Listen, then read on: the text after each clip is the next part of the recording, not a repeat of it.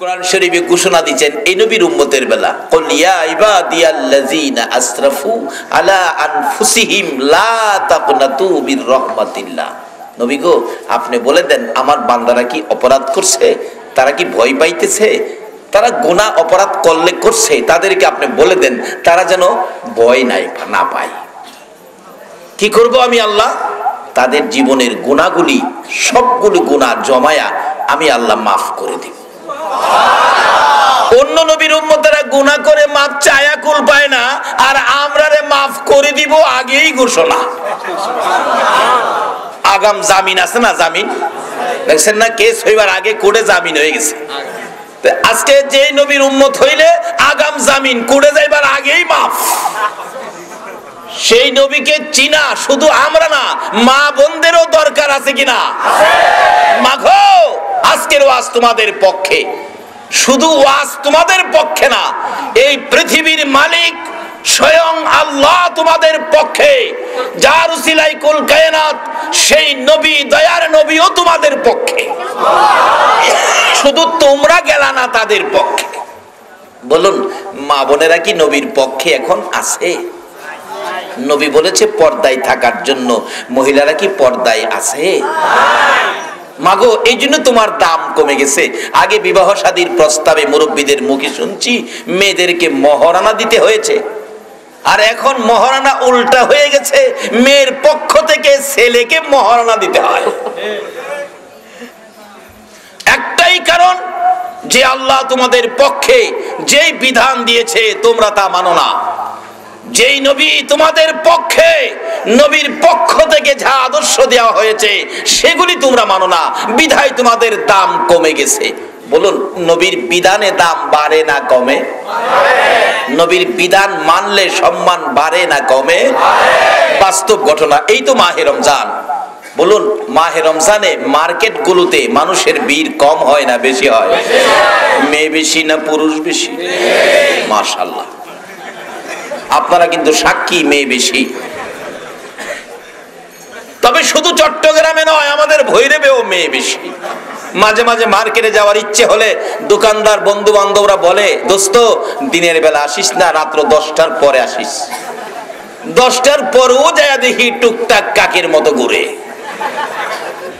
কি বিপদ রে বাবা! বলে হুজুর মার্কেটিং করবে, দোষটা কি? বাবারে, আমাদের তো দোষ। টুপি টাবি লাগাইয়া গেলে মেয়েদের কাছে খাড়ি লোক, মৌলবী কেমন রে, মেয়ের কাছে খাড়ি রয়েছে, ওর খাড়িবার জায়গা নাই, খাড়ি মুখ হই।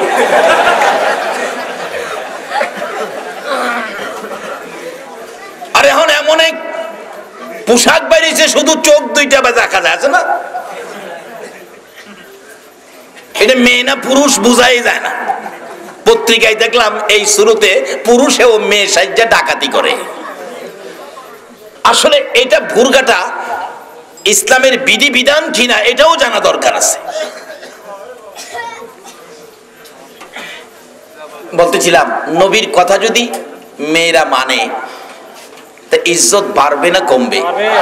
তার বাস্তব আমার ভৈরব। এক দোকানে বসে, কাপড়ের দোকানে বসে আছি, এক ভদ্র মহিলা পর্দা করে, অর্থাৎ নবীর আদর্শ মেনে পর্দা করে উপস্থিত হলেন দোকানে। দেখলাম দোকানদার ওনাকে সম্মান করে বসতে দিলেন, বসে বললেন, খালাম্মা কি নিবেন? শব্দটা কি ব্যবহার করলো? খালাম্মা। আরেক মহিলা আসলেন, পর্দা নাই, ফিটফাট। দোকানদার ডাকে, ভাবি আসেন, বসেন। আচ্ছা, আপনাদের কাছে দিলাম, ভাবির মর্যাদা আর খালাম্মার মর্যাদা কোনটা বেশি? কিন্তু খালাম্মা একই মহিলা, এক মহিলাকে খালাম্মা ডাকলো, আর এক মহিলাকে ভাবি ডাকলো, মর্যাদার দিক একরকম হলো না দুই রকম হলো? আচ্ছা, খালাম্মা ডাক পাইলো কে? যার মধ্যে নবীর আদর্শ আছে। আজকে এই নবীর চিরনা বিদায় তোমাদের অধপতন। আজকে তোমাদের কেন রাজমিস্ত্রির কাজ করতে হয়? তোমাদের কেন রাস্তায় মাটি কাটতে হয়? তোমাদের গোলামি করার জন্য পুরুষদেরকে বানানো হয়েছে। তারা মাটি কেটে তোমাদের খাবারের ব্যবস্থা করবে, তারা রাস্তায় রাস্তায় পরিশ্রম করে রাজমিস্ত্রির কাজ করে কলকারখানায় শ্রমিক হয়ে তোমাদের খাবার জুগিয়ে তোমাদেরকে রাজরানীর মতো ঘরে বসায়া খাওয়াবে। তোমাদের অধপতনের মূল কারণ হলো আমার নবীর আদর্শ ছেড়ে দিয়েছো।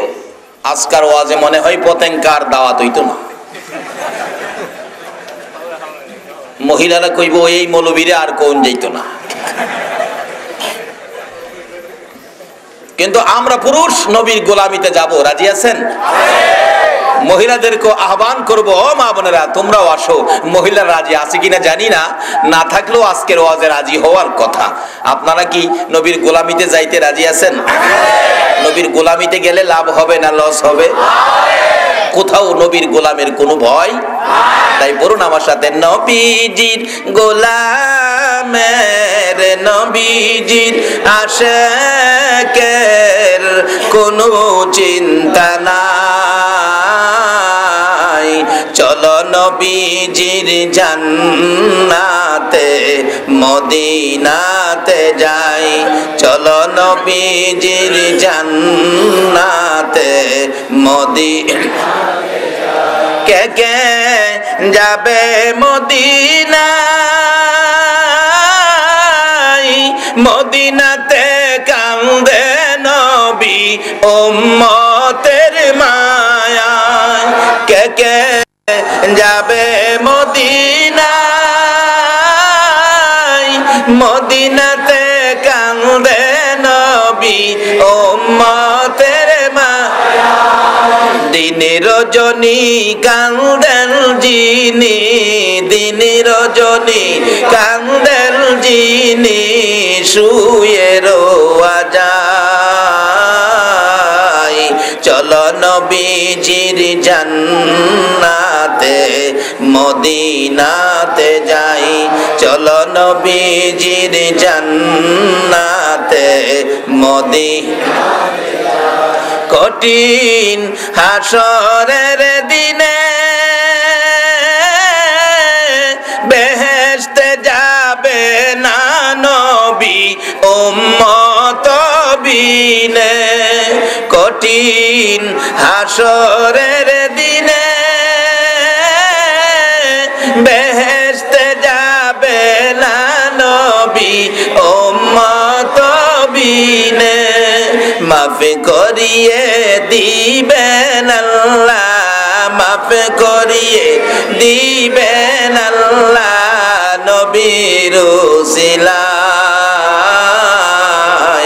চলো নবীজির জান্নাতে মদিনাতে যাই, চলো নবীজির জান্নাতে মদিনাতে।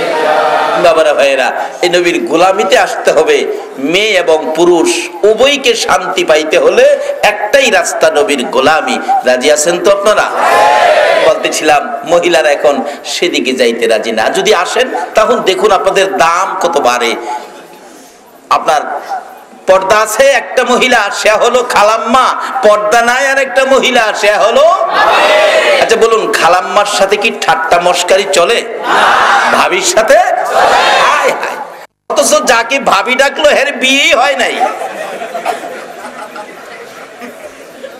খালাম্মাকে ইজ্জতের সহিত বলতেছে, খালাম্মা কি কাপড় নেবেন? দিলেন কাপড়, যেই কাপড়ে অন্য কাস্টমারের কাছে লাভ করব 100 টাকা, তার কাছ থেকে লাভ করলো দেখলাম 20 টাকা। জিগাইলাম, দোস্ত এভাবে কম দামে কাপড় দিয়ে দিলে কোনো বাড়াবাড়ি করলে না ব্যাপার কি? দোস্ত এই পর্দার মহিলা দেখলে আমাদের ইজ্জত করতে ইচ্ছে করে, এই জন্য কম লাভে ওনাকে আগে বিদায় করে দিলাম। আর হেইডারে লইয়া শুরু করছে খেলা। হাই রে হাই, বাস্তব ঘটনা বল। বাস স্ট্যান্ডের খতিব, ঢাকা যাব বাসে উঠলেই ড্রাইভার হুজুর ভালো সিটটা আপনাকে দিলেন। ড্রাইভারের পাশাপাশি একটা সিট পিছনে বসলাম, আরেক মহিলা পর্দা সহিত বুরকা পরা অবস্থায় স্টিয়ারিং এর কাছে বসা। ড্রাইভার কাছে বসতেছে, খালাম্মা একটু সাইড দেন, আমি আমার আসনে স্টিয়ারিং এ যাব। আর যদি বুরকা না থাকতো তাইলে ধাক্কা দিয়া গলা চিফাতা দইরা কইতো সাইড দেন। কিন্তু একটা ড্রাইভার পর্যন্ত খালাম্মা বলে আখ্যায়িত করলো। এটা এই সম্মানটা পাইলো কি দিয়ে বলুন? নবীর আদর্শ দিয়ে। ইসলামী বিধিবিধান দিয়ে। কাজে এখনো ইসলামে এই ইজ্জত সম্মান আছে। ইসলামে ইজ্জত সম্মানের সিস্টেম করেছেন আল্লাহ, সিস্টেম দিয়েছেন নবী মুহাম্মদুর রাসূল।